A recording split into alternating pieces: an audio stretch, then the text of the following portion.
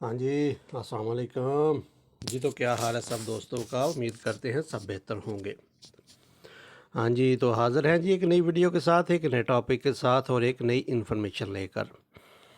تو سین آج کا کچھ یوں ہے، دن ہے سیچرڈے کا، گھر پر ہی ہیں۔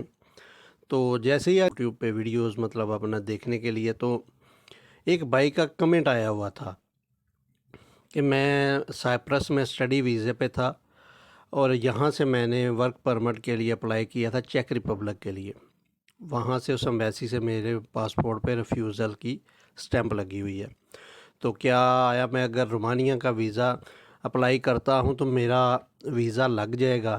تو آج کا سین یہی ہے، یہی مطلب اسی پرپز پہ ہے کہ اگر آپ کا ویزا کسی یورپی شینجن کنٹری کا کسی ایمبیسی سے ریفیوز ہو چکا ہے تو پھر پرابلم ہے۔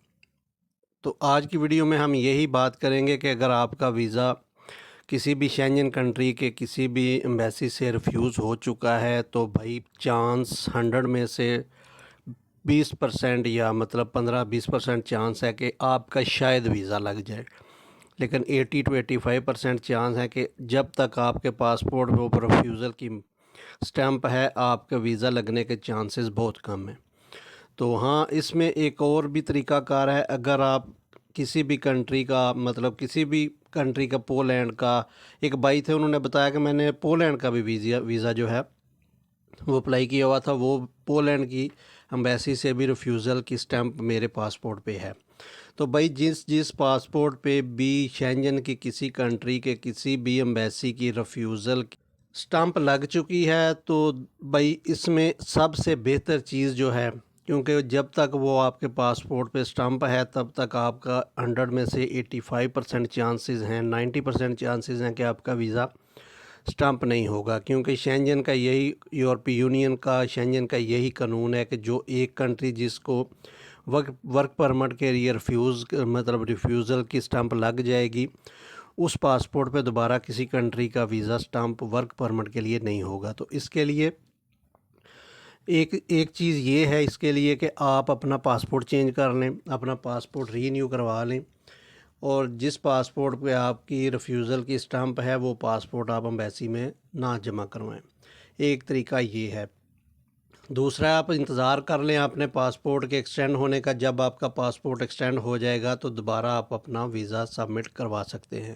سب سے بہتر طریقہ کہ یہی ہے کہ اپنا پاسپورٹ نیا بنوا لیں یا پاسپورٹ رینیو کروا لیں۔ جو ریفیوزل والی سٹیمپ والا پاسپورٹ ہے وہ آپ ویزا کے لیے کسی بھی ایمبیسی میں سبمٹ مت کریں۔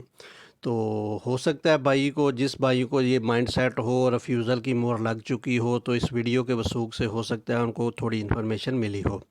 تو امید کرتا ہوں ویڈیو پسند آئی ہوگی۔ چھوٹا سا ویڈیو تھا، ایک کمنٹ تھا، سوالات تھے، تو سوچا بھائی کو ویڈیو کے وثوق سے ہی اس چیز کا جواب دیتے ہیں کہ شاید اس ویڈیو کی اور بھی دوستوں کو جو پرابلم ہے، یہ والا پرابلم چل رہا ہے، وہ سالو ہو جائے۔ تو بھائی یہی چیز ہے، اپنا پاسپورٹ رینیو کروا لیں اور اپنا جو نیا پاسپورٹ ہے وہ سبمٹ کریں ایمبیسی میں، تو پھر آپ کا ویزا لگ جائے گا۔ جو ریفیوزل والا پاسپورٹ ہے، جس پاسپورٹ پہ ریفیوزل کی سٹیمپ لگی ہوئی ہے، وہ پاسپورٹ بالکل بھی سبمٹ نہ کریں۔ یہی آج کا ویڈیو تھا، یہی انفارمیشن تھی، یہی ٹاپک تھا۔ امید کرتا ہوں بہت سے دوستوں کو، بہت سے بھائیوں کو اس کے بارے میں انفارمیشن ملی ہوگی۔ تو اگر ویڈیو پسند آئی ہو، لائک کیجئے، ویڈیو کو مختلف پلیٹ فارمز پر شیئر کیجئے تاکہ ویڈیو کے وثوق سے کسی بھی بھائی کو فائدہ ہو سکے۔ تو ملتے ہیں جی کسی نئی ویڈیو میں، ایک نیا ٹاپک لے کر، ایک نئی انفارمیشن لے کر۔ تو تب تک اپنی دعاؤں میں یاد رکھیے گا۔ اللہ حافظ۔